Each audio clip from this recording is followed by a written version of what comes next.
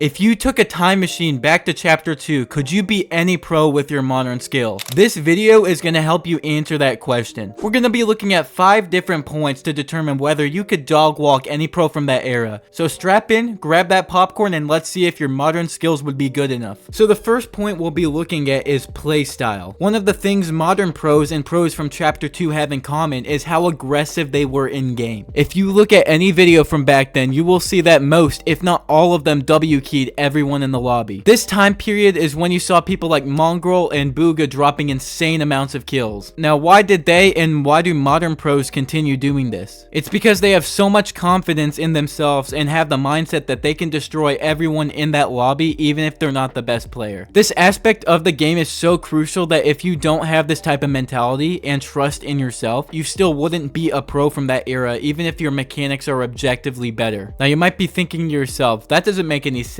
How can you have better mechanics than someone and still lose? I get it, but before you rush to the comments, just let me show you something. This is me from over a year ago, and yes, this looks terrible. I look like a bot. And this is me today, and I know what you think. Yes, I probably must have grinded so hard to see that improvement, but honestly, this year has been pretty busy with me even taking multiple breaks from the game. And honestly, my mechanics aren't that much better. So what changed? Honestly, I started finally believing in myself and not getting nervous. Don't believe me? Here's more clips from that year showing flashes of my modern self. This is how much it affects your game. I went from looking like a bot in-game to playing to the best of my abilities, all because of this mindset. So the bottom line is, if you crumble and get nervous during fights, you would still probably lose to the chapter 2 pros. However, if you believe in yourself and have that confidence, there is a good chance you could beat any one of them. The next point kind of goes along with the previous one, and that is how aggressive you are during a fight. Since the skill threshold was a lot lower back then, the pros oftentimes would have very low expectations of their opponents. As a result, they would try moves during fights that if attempted today would probably end with them dying. This includes trying to take walls while sitting on one stair in front of a box, jumping into opponent's box without knowing their HP, and not having counter piece anticipation. If you're confused as to what I meant by the last point, what I meant was pros often had such little confidence in the opponents they were fighting that they would not expect any sort of piece control in return, and if their opponent did piece control, they would often not expect it and it would kind of screw them over. Like you can see in this clip from Bugha, the opponent is doing very basic piece control, yet it's enough to throw him off and he ends up going down to this player. I say all this to say if you are aggressive, unpredictable, and somewhat fast during your fights, you would have a really good chance at beating a chapter 2 pro. Now, there might be a good amount of people watching this video who even today know that they're not as mechanically gifted as the pros from back then. And if that's you, I think you'll like this next point. Pros from back then cared a lot less about taking safe peeks and protecting themselves. A lot of the time, they would jump into random players' boxes like I stated before. They would make wide open edits, and if they pieced anyone, they would usually just run at them with their shotgun or SMG. And honestly, it worked back then because even if you did the most basic piece control on a player, they would just sit there in the box like...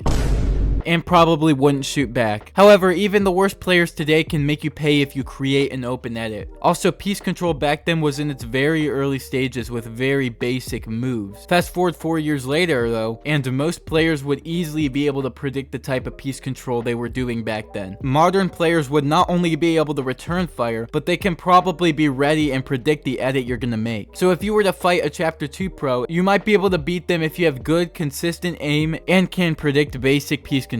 The next point is pretty self-explanatory, so I'm not going to spend a whole lot of time on it, but it's basically that the game has become so advanced that today there is way more peeks, retakes, and piece control options that weren't available back then. So if you've learned some of these newer moves, you can also pull them off during fights, and it would really catch the chapter 2 pros off guard and might cause them to lose the fight. If you've enjoyed this video so far, be sure to hit that like button and subscribe. We're closing in on 3,000 subs and I would greatly appreciate if we could hit that. But with all that being said, the final point to determine if you could beat a chapter 2 pro is if you have grinded in the modern era. The reason I say this is because if you're doing more than just playing the game simply for fun, and you're actually trying to get better, you're going to be running into players every day who have the same, if not more skill than the Chapter 2 pros did. And if you had to 1v1 a Chapter 2 pro, nothing about their game would shock you or catch you off guard. You would be able to relax and 1v1 them like a regular player. Thank you so much for watching this video, and like I said, if you appreciated it, hit that like button and subscribe for more future content. You can find my Discord, Twitter, TikTok, and second channel all in the description, and don't forget to use JT Fortnite tips in the item shop. I'll see y'all in the next video.